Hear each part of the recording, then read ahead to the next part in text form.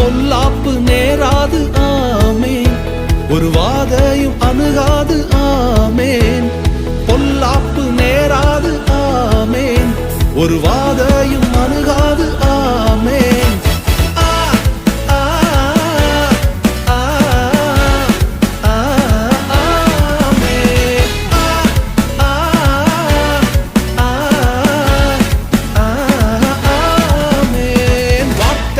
அழிவில்லை, அது எல்லாமே செயலாகும்.